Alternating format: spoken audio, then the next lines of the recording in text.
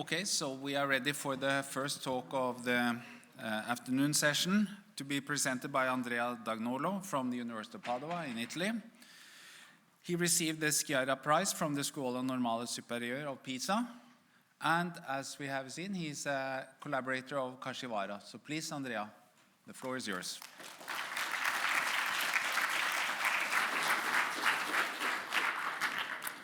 Okay, thank you very much. I am very honored to be here, and I'm very happy that Masaki won the Abel Prize, a well-deserved accolade. Here is Masaki in his Kyoto office. He is surrounded by computations in representation theory, which was the subject of this morning, and he's holding a beautiful book with Pierre Chapira on algebraic analysis. Algebraic analysis will be the subject of the afternoon. It was invented by Masaki's mentor, Mikio Sato, in the late 50s. And Masaki has been consistently providing the most beautiful and profound results in the subject for the last more than 50 years now.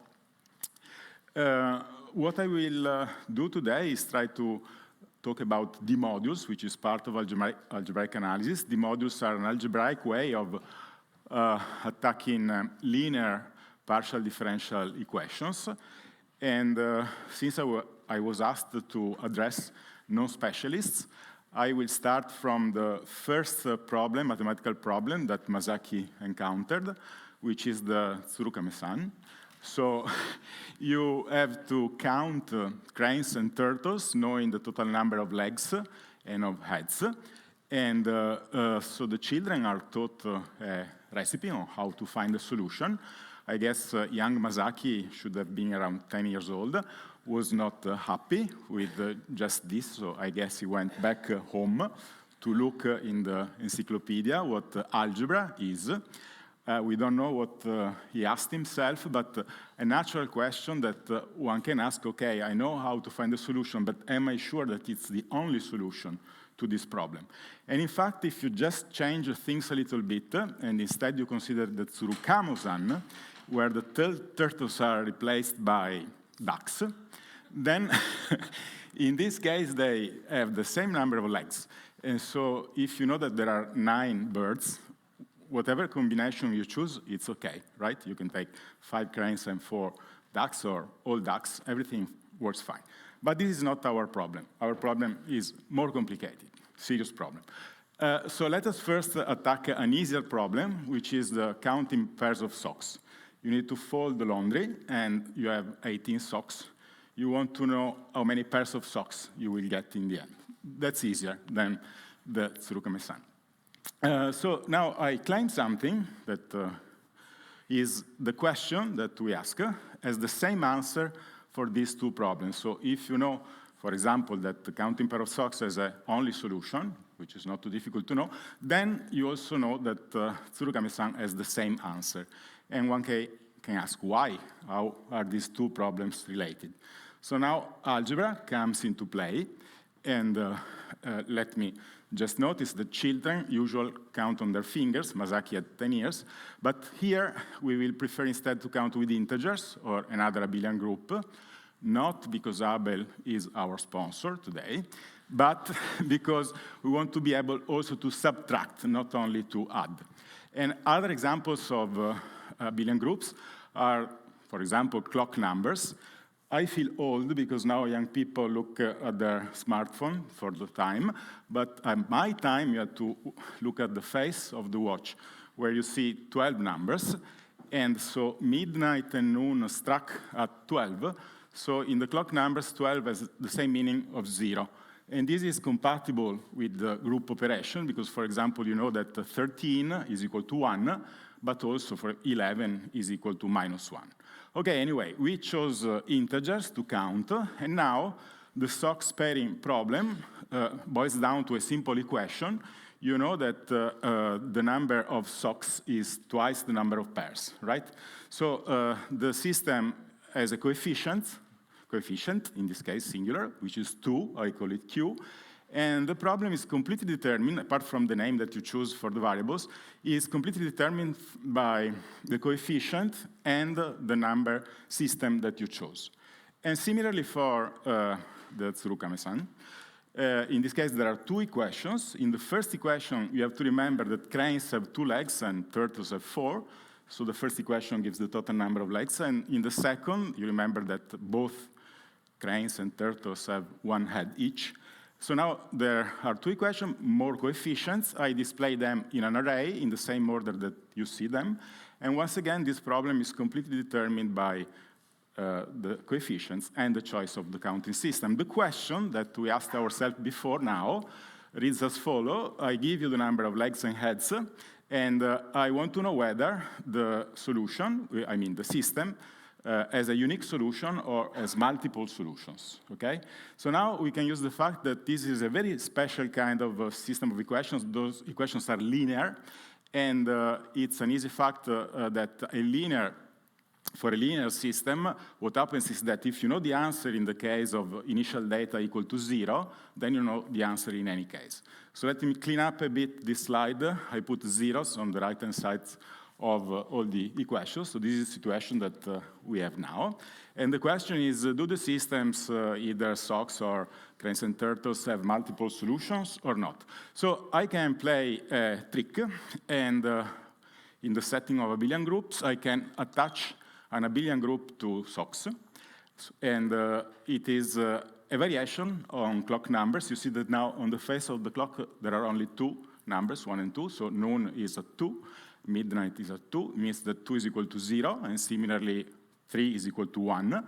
So more generally, this kind of group says that you get 0 if you have an even number, and you get 1 if you have an odd number. It's clearly something which it is related to the pairing problem. And you can do the same also for the Tsuru-Kame-san, a little bit more complicated. Instead of a single digit, you take a pair. And then there are some relations, and the relations, exactly as before, are given by the rows in the array, which gives the coefficient. Before there was only 2, so there was only 1 relation. Now there are 2 rows, so you have to say that 2, 4 is equal to 1, 1 is equal to 0, 0. And again, in a way compatible with operations. So if I decide to add 1 to the first digit, I read here that 3, 4 is equal to 2, 1 is equal to 1, 0, for example. And now what you can do, it's an exercise. You can check that, in fact, these 2 groups are one and the same. There is a one-to-one correspondence between the 2, which is compatible with the operation. And I claim that if you associate to the clock number m the pair m, 0, you are done. Okay, you're not obliged to do the solution now, but I will check after. So now, if you remember the question and you remember the claim that I still put there, I claim that the answer to the question depends, now it's a new claim, depends only on the group that you attach to the system and not on the specific coefficients, okay? So since you solved the exercise and you know that the 2 groups are the same, you can deduce that since it's easy to check that pairing socks as a unique solution, you divide the number by 2, then also Tsuru-Kame-san as a unique solution. So this is all very good, and we were able to do this comparison using a relation between abelian groups.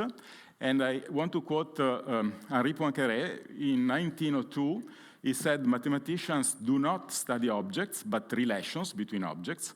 It is thus indifferent to them to replace this object by others, as long as the relations do not change. And here I like to read the definition of a category, even of an equivalence of category that Masaki already mentioned this morning, 40 years before the official appearance of the definition. So let us do things in a more categorical way. Automatically, integers are a ring, as Masaki recalled, because automatically they have a product. You can iterate the sum to get a product. And then abelian groups are also endowed with a product by integers. Again, just iterating the sum in the abelian group. And if you take the full collection of those Z modules, this form what Masaki already said, it's an abelian category. Let us be very vague. It's a set in which you have relations. Poincaré said relations, let us say morphisms. And this is something that we used in our connection between socks and cranes and turtles. So now we can switch to a general ring instead of integer. Let me call it R. then abelian groups are now replaced by R module. Be careful that, as in Masaki talk on non-commutative things, here too we will have something non-commutative. So you only have to be careful multiplying on the left and on the right is not the same. So for me, module is something that can be multiplied on the left by a ring element. And then the general problem, linear problem that you can ask yourself is exactly as before, a system of linear equations given by a matrix of coefficients, except that now the coefficients are in R. So if you pick up your favorite R module as a counting system, then this is what you get. And you can play the same game as before. To the matrix, you can associate a module. And this module is constructed exactly as before. You take an n-tuple of elements in your ring, and you have as many relations as are the rows in your matrix Pij. And so let me clean up a bit. This is where we are up until now. And so I claim a fact, which I used before under different appearance, but it's the same fact as I'm claiming that solving the system does not depend on the array, on the coefficients, but depends on the module that you attach to it. And more formally, in algebraic terms, it means that the set of arrows in the category of modules between MP and F is in one-to-one correspondence with the solutions of the homogeneous problem. And just for people who knows algebra, but it's not really important, it is an easy fact in algebra, because by definition, MP, already Masaki used the words kernels and co-kernels, MP is the co-kernel of the right multiplication with P, and be careful, I am allowed to multiply to the right because I'm in the ring and not in a module. And by well-known fact about OM, it is left exact, then you deduce from this equality the other equality, which is the one of interest for us. Okay, so as a corollary, since things depend only on the module, you know that if two modules are isomorphic, then the solutions of the first system is in one-to-one correspondence with the solution of the second system. The solutions are interchangeable. Okay. This is all very good, but too generic. I wanted to speak about D-modules. So what are D-modules? What is D? D has to do with differential equations. So let us consider a simple differential equation with a nice picture. So this is a rainbow with smaller, rainbows of less intensity that you can see clearly below. It's called a supernumerary rainbow. And let us say that you pick your favorite color. You want to know the intensity of color light. It is a function of the radial distance from the center of the bow. And in 1838, Airy established a differential equation satisfied by this intensity function. So the second derivative of the intensity is equal to x times the intensity. And if you play a little trick and you look at the multiplication by x and the derivation as operators, so you think that x acts on the function by multiplication, and a symbol that you call delta acts on u by derivation, then you get a way of constructing a product by iterating this action. And it turns out that it is a non-commutative product, because if you remember Leibniz rule on the derivative of the product, necessarily when you do delta x, you do not find x delta, but you find x delta plus 1. Not a big issue. Anyway, you can consider polynomials in these two symbols, x and delta. You can rearrange them using this rule. And this is what we call D, the ring of polynomials. For example, if you take as a polynomial delta square minus x, the equation P of u equal to 0 is the one governing the intensity of supernumerary rainbows. And now comes Masaki thesis, which was handwritten in Japanese in 1970. And as you can, I don't know if it's easy for you to read on the left or on the right, but it says exactly that if you have two systems of linear differential equations, one with coefficient p and the other with coefficient q, you can attach to them two D-modules now, MP and MQ. And Masaki says that if the modules are isomorphic, the system solutions are interchanged using differential operators. And he concludes what is essential is the D-modulo MP, not its presentation. I stress this is just the beginning of the introduction of his thesis, where then he goes on to make the foundation of the module theory, something which was initiated by his mentor, Mikio Sato, but Masaki developed the foundation of this theory. If you are a little bit more careful, you see there in red, the D Masaki is talking about is more complicated than the D I just introduced, because he says, let D be the sheaf of rings of partial differential operators. So I need to put some layers of complication to exactly explain what Masaki means here. For the moment, we have a ring of polynomials in two symbols, delta and D. And I didn't say it, up until now, but let us take complex coefficients, okay? The coefficients are complex numbers. Then there is an easier subring in this, the ring of polynomial just in X, those that you learn at school. So an element in this ring O is just a finite sum of monomials with complex coefficients. The first thing that you do is that you allow more, you allow, let us say, infinite degree polynomials, more precisely convergent power series, at least locally. So instead of polynomials, now we have this bigger set of things to choose from. Not only that, but you allow more variables, okay? X now can stand for an n-tuple x1 up to xn. And not only that, but you want to allow curved spaces. So you know that you can use coordinates only locally on a curved space. So on a small piece, you can do your business, but if you move a bit, then you need to change chart. So I feel old again, but once we had atlases. So if you wanted to visit a country, you had a book with maps. Now it's Google Maps, but no, we had a book. And if you want to drive from one city to another, maybe you should change the page. And that's what you need to do. So you can do whatever you want in a local chart, but what you do in one chart should correspond to what you do in another where they overlap, okay? So this is what is called the sheaf of holomorphic functions. So I only need to tell you what's a sheaf now. Turns out that holomorphic functions are quite a rigid beast, not like smooth functions. So for example, the simplest example of curved space is the one-dimensional Riemann sphere. And on the Riemann sphere, you only have constant holomorphic functions, not many. And that's not what you want to do if you want to do analysis. So the idea of a sheaf, in a nutshell, is that when you have a curved space, you don't want to consider only globally defined holomorphic functions there, but also locally defined one.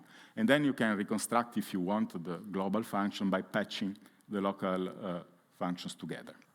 Okay, this is for O, and for D you do the same. So you, instead of considering only holomorphic functions, you consider locally in a chart polynomials in now the partial derivatives, because you have more variables.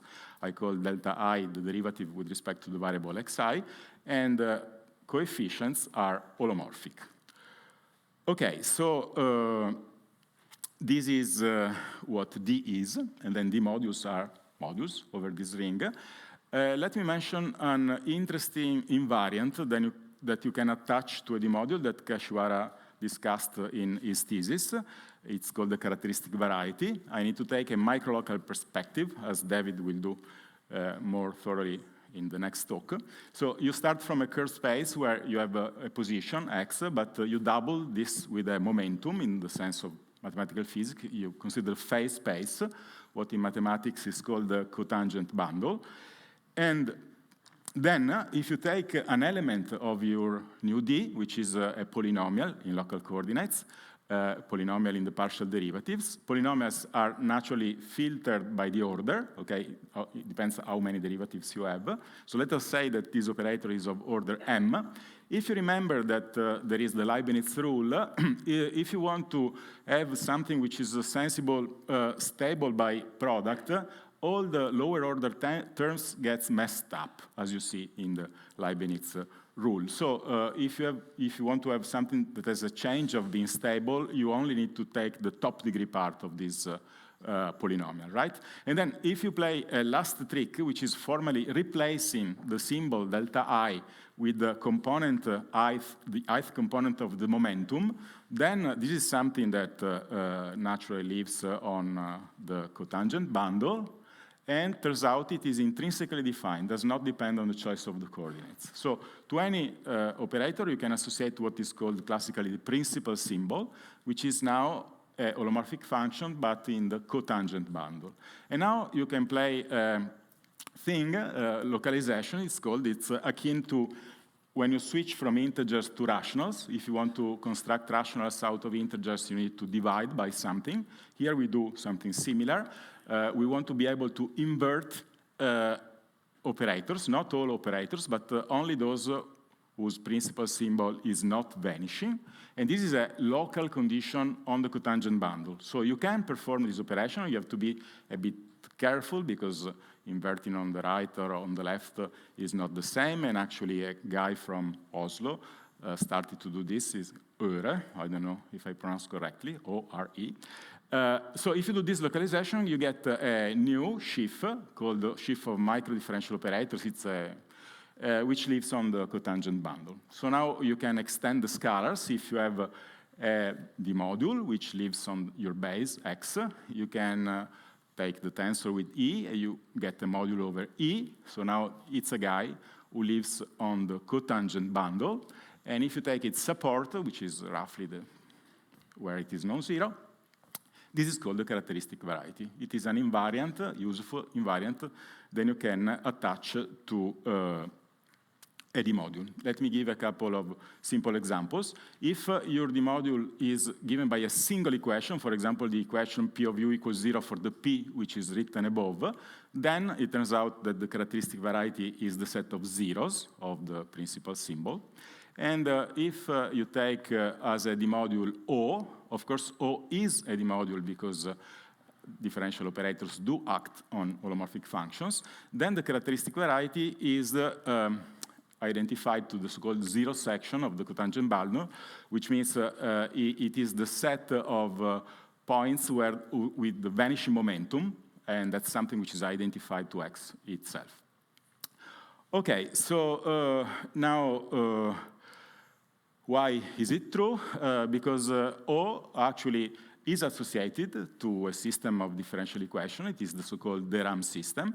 The theorem system is made out of n equations whose coefficients are just the partial derivatives. So it is reasonable to believe that if you replace delta by psi, you get that the psi's are 0.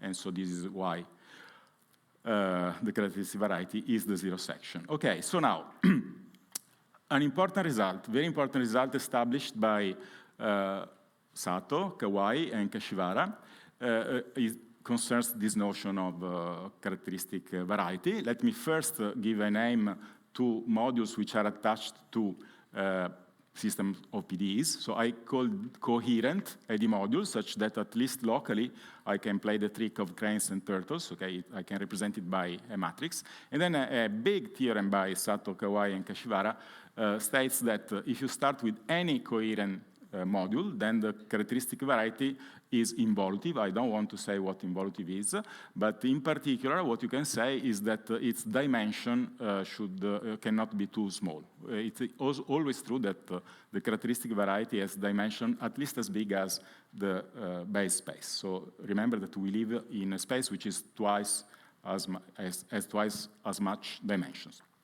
Okay, so this was a very important theorem at the time in analysis of linear partial differential equations. There were partial results by Gilman, Quill, and Sternberg in the United States. Maybe also Bernstein in the algebraic case was able to provide some inequalities like they did. But this is the first proof of this fact given by them. And it is published in '73. But if you look at the introduction of the proceedings, you see that the final version of the manuscript was available in June '71, which means 6 months after Masaki master thesis. Okay, so you can only wonder how much energy they were putting to try to solve all the things that they could with these new techniques. They didn't even find the time to write the introduction to this beautiful paper. Okay, so now let me come to an example of one of Masaki's results. Now we know more or less what a D-module is, and he was able to use them to solve the Riemann-Hilbert problem.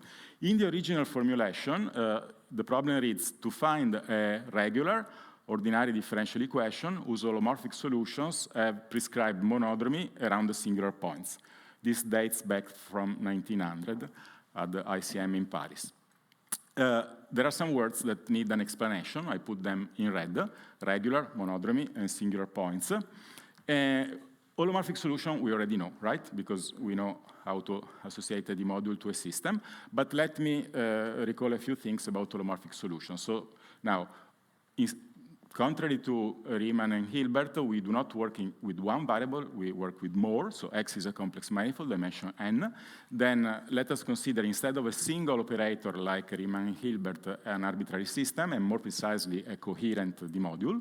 Then we know that solutions, holomorphic solutions, means arrows from M into O. The target is O. So if you write OM-D-O, at least locally, where M corresponds to a system, this is precisely the set of solutions of the homogeneous equation, holomorphic solutions. So now, be careful, because if you are used to live in a commutative world, usually this OM is still a module over the ring. In this case, no, because the ring is non-commutative, but it is still a module over the center of D. The center of D are just the constant. So let me denote by Cx the sheaf of locally constant functions, also called constant sheaf. So what happens is that, if you recall, we recognize O as the D-module attached to the theorem system, and then I can play a trick. It's like the Roman god Janus. O is double-faced, because you can put it both on the left or on the right side of OM. If you put it on the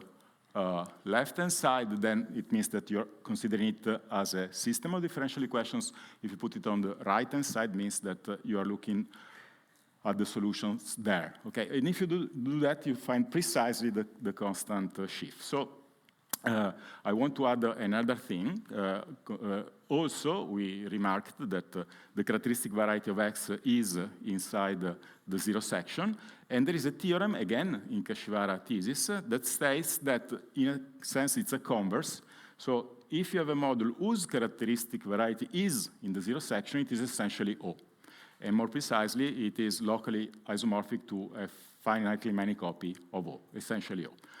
Okay, so in particular, if you take solutions of a particular D-module whose characteristic variety is in the zero section, what you get is a bunch of copies of the constant sheaf. Okay? So this is what I wanted to say concerning holomorphic solutions of D-modules. Now, let us go back to the words that are not yet defined. Singular point. What does it mean, a singular point, in terms of D-modules? So we have the characteristic variety, which is in the cotangent bundle, and a singular point is a point on the base on top of which sits a point of the characteristic variety. Okay, so this is the notion of singularity. And recall that I just said that if I have a module which is non-singular, which means that there's nothing outside of the zero section, then the solutions are locally trivial. I set a definition. I say that a local system is a C-module, which is locally just a bunch of copies of the trivial constant sheaf. So I can actually state and prove now a baby version of the Riemann-Hilbert correspondence, which says that to non-singular D-modules correspond a local system. In one way, you take solutions, and the other way, you do exactly the same thing in a sense. You attach to a local system the set of arrows. This time are arrows in the category of C modules, not of D modules, but it looks, I said we proved it because on one hand, by definition, L is locally of the form C to the M, and so what you get on the left is O to the M, but we know that M is O to the M thanks to Masaki. So we proved this version of Riemann-Hilbert in the non-singular case. Back to the two guys, Riemann and Hilbert, they talk about monodromy. So since I mentioned local system, I want to say that actually local systems encode monodromy. Let me take a simple example. I take as a space the flat the flat complex line. I remove the origin, and I consider an operator of the form x delta minus lambda. Lambda is a constant, whose characteristic variety, by definition, is the zero locus of the principal symbol, so is xi equals 0. And so the only singularity of this equation is at the origin, but I remove the origin. So this is a non-singular equation. And the corresponding local system is easy. It's one-dimensional, as you know from the Cauchy-Kovalevskaya theorem. Because if you want to solve the equation P of u equal to 0, one solution is x to the lambda, and then the others are multiples of that, right? So the constant gives the correspondence. Be careful that we are in a complex setting, and so x to the lambda is a multi-valued function. You need to pick up a determination, but locally you can. So locally, you pick up a determination of x to the lambda, and all the other solutions are multiples. Okay, so what does it mean that this local system has monodromy mu equal to e to the pi I lambda? Informally means that the constant gets multiplied by mu if you do a loop around the origin. So let me draw a simple example. If you take the case where you are considering the square root, complex square root, then lambda is equal to 1/2. Mu in this case is equal to -1. Let us say that I start from constant 1. So in the complex plane, I took a point, x. You know that there are two square roots in the complex plane, and there is no canonical way of choosing one as opposed to the other. But if you take, for example, polar coordinates, and then if theta is the angle that, of x, you can choose, once you have coordinates, say, okay, I choose x to the 1/2 to be the one with angle θ², okay? That's my choice. If I do this choice, then the other one is the opposite.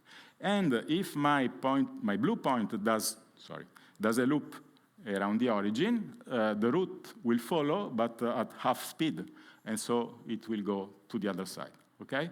So this is the meaning of monodromy. And actually, Escher, which is a Dutch painter or engraver, made a very beautiful topological realization of this same phenomenon, which is closer to what I want to say, because if instead of considering square root, you consider the red ant, she's living in a Möbius strip, and so when the red ant does a full loop, she finds herself or himself or itself upside down. I'm politically correct.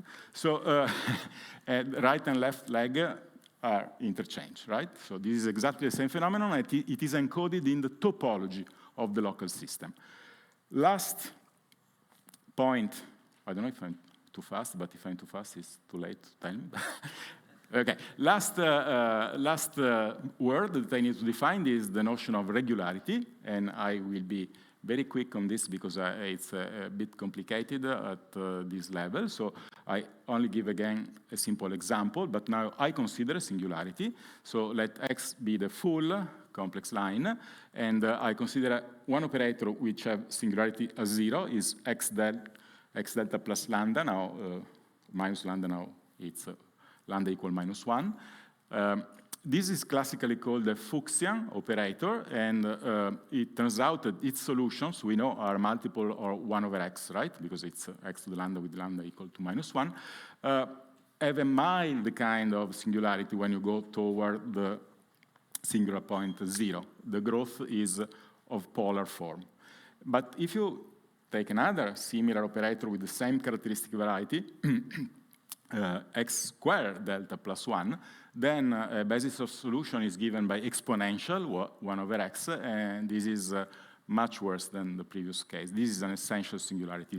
It is not a polar singularity. So the idea is, how can I make the distinction between regular and irregular? But maybe first, why should I make a distinction between regular and irregular? I should because if you take solutions, holomorphic solutions, for the two operators, you get the same answer.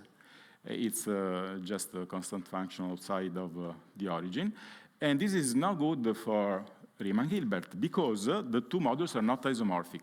So if you want to have a hope of extending the non-singular Riemann-Hilbert correspondence to a more general case, you need to make a choice. So the choice is we are going to pick only regular modules and not any module, okay?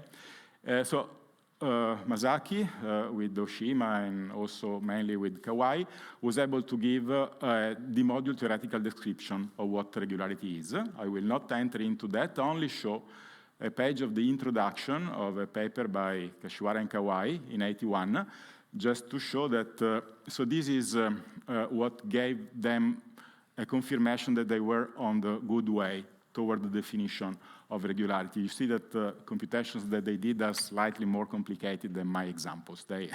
When they define something first, there is serious computations behind.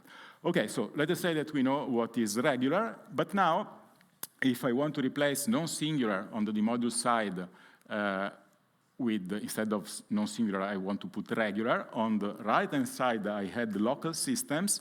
I need to make a bigger category out of that, and this is what a perverse sheaf is. So let me give a crash introduction to what a perverse sheaf is, always with our best friend, the family of operators P lambda equal x delta minus lambda. We know that the singularity is at 0. This time 0 is included in my analysis. And so let us consider the solutions. Now they are no longer a local system. They are a local system outside of the origin, right? But I want to know also what happens at the origin. And outside of the origin, if you remember, it is a local system with monodromy e to the 2 pi I lambda, what I call the mu. And if I replace lambda by lambda plus 1, the monodromy doesn't see this change, okay? So one expects that the D-module associated to lambda is the same as the D-module associated to lambda plus 1. Close, but not quite. So if lambda is different from 1, then it is the case. And it is easy to prove because I work at the level of solutions. Remember, U lambda locally is just x to the lambda. So if you want to produce out of x to the lambda plus 1, it's enough to multiply by x. This you can. It's an operation in terms of D, the ring of differential operators. But if you want to reduce the power and go from lambda plus 1 to lambda, you are not allowed to divide by x because x can be 0. But what you can do is to derive. And as we said, as we saw this morning, there is a coefficient coming into the picture, which is 1 over lambda plus 1. So this operation is indeed, induces indeed an isomorphism between the two things, but only when it makes sense. So it makes sense only when lambda is different from minus 1. So there are the two exceptions. When lambda is equal to minus 1, the two things involved are p minus 1 and p0. Okay, so these two should behave not exactly in the same way. Let us see why. Remember, so the holomorphic solutions are Ohm, Kerr. So if you compute the things in both cases, you see that there is a little difference. So on the right, I draw the situation. So we live in the complex plane. The singular point is the origin. So in a sense, my space is stratified. I have the singularity and the rest. Okay. So outside, we already knew that we got a local system with trivial monodromy because now lambda is an integer. So outside, it is clear that I only find a constant sheaf. But if you look also what happens at 0, the two behave differently. So on the left-hand side, you have the constant sheaf on the light blue region that you extend by 0 to the origin. And on the right-hand side, you get the full constant sheaf. This is good because holomorphic solution can distinguish between the two things that give a problem. But it is not so good because actually there is another D-module which is regular, which is O, so associated only to delta, which gives the same answer to P0. So it's no good. Okay, so instead of the kernel, we can consider also the, this is just, I add a notation, I put an H0. Instead of the kernel, we can consider also the co-kernel of the operator, not only the kernel, but the co-kernel. The co-kernel is the target modulo the image, and this is also interesting at the level of differential equation, because it's the abstraction to be able to solve the non-homogeneous problem. And if you also consider the co-kernel, everything is fine, because you make the difference between the two, and also you make a difference with O. So this is a crash introduction to what a perverse sheaf is. Roughly speaking, is something such that you can stratify your space, and along the strata, the cohomology are locally constant. Moreover, if you notice, there is also a condition on dimension, because here the support has dimension 1, and here the support has dimension 0. So according to the degree of the cohomology, but I don't say anything more. So there is a natural way of defining what is a perverse sheaf. And now I can give the last definition, which is the definition of what a holonomic module is.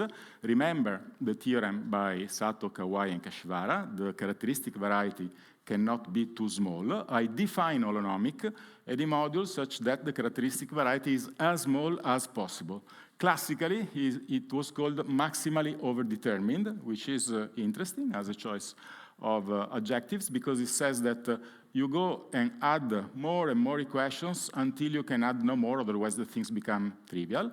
And if you do that, it turns out that indeed the solutions are of the form of the example before. So holonomic is a natural way of generalizing to more dimensions what a single differential operator is in dimension 1.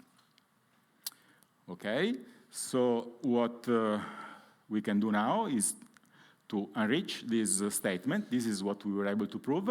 Now I can replace non-singular with regular on the left, and I can replace local systems with perverse sheaves on the right. I know that I need to consider the full derived functor, what is called arom here. This is what I try to motivate with the example of P0 and P-1, but there is a new gadget here, the T appearing on over O.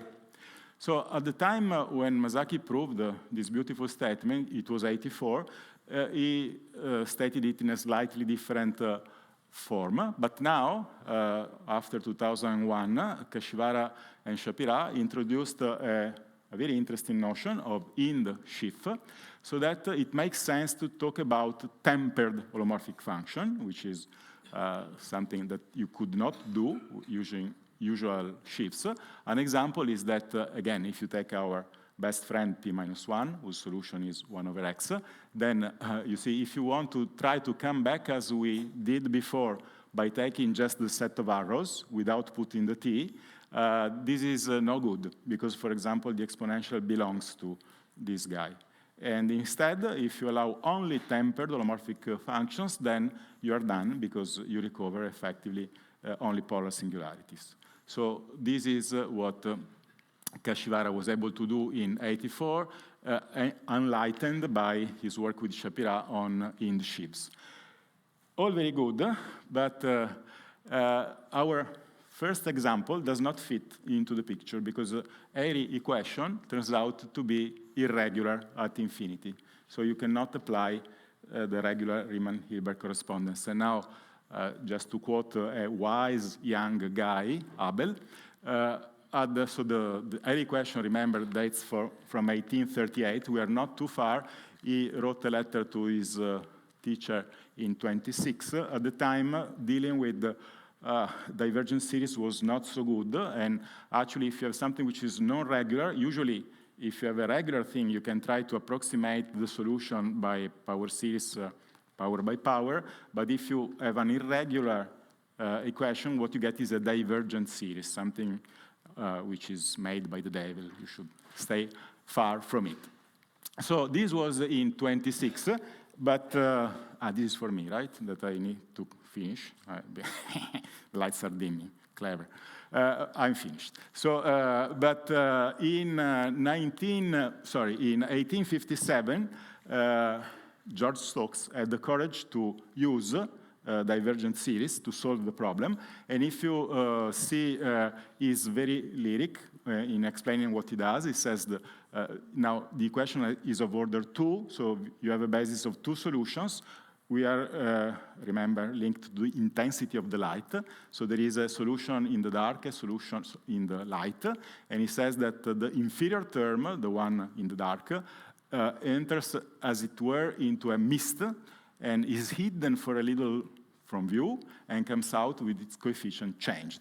Okay, all of this to say that you need to do something. This is a kind of generalized monodromy. You need to keep into account the growth of the solution toward the singularity. So you need to add one parameter, and this is what Kashiwara and I did recently.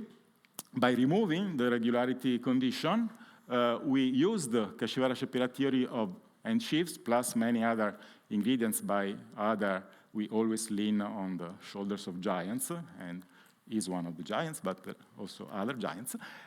So we were able to produce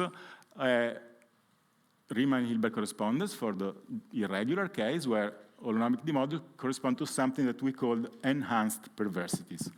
So just to finish, we actually detailed what this means in a different paper, which has a titillating title. It is called Enhanced Perversities. And I wish to end here and say again, bravo, Masaki.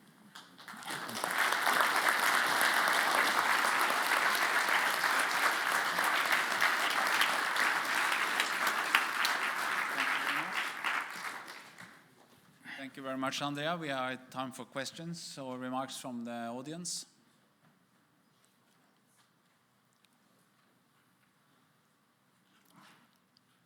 Maybe somebody wants to propose a solution to the exercise. There are blackboards.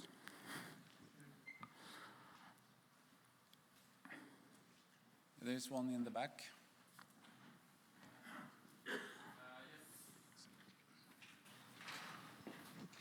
Yes, thank you. I wonder how much of this theory carries over to a setting where the differential operators have smooth coefficients instead of analytic? Not much, because actually one of the main ideas of Sato, he had several ideas, and that then Masaki developed, but his idea was to go into the complex setting and use holomorphic solutions so that you are in a nice algebraic framework, which is not too far from what people used to do in algebraic geometry. And so this is a kind of generalization of that. If you go to, I don't know, I don't think you can do much with smooth coefficients. Nevertheless, these are operators which are maybe not so interested for people working now in analysis, because interest moved also to non-linear cases.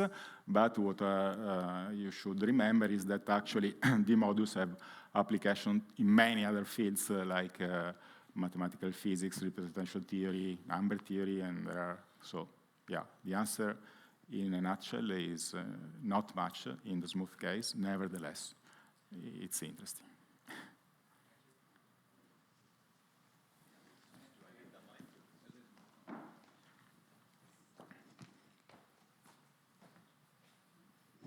Thanks.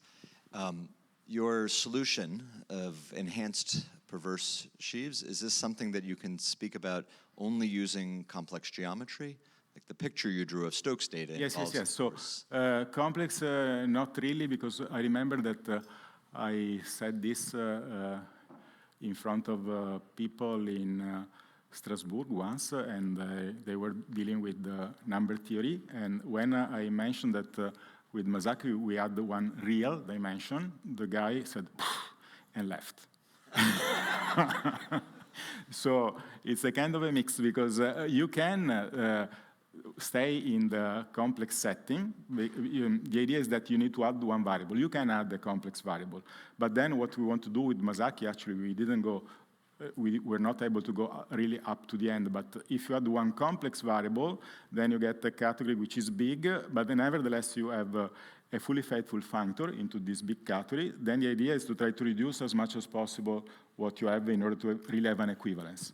And so in order to get closer to the equivalence, we first got rid of the imaginary part of the, and this is irrelevant for, but yeah, so yes and no.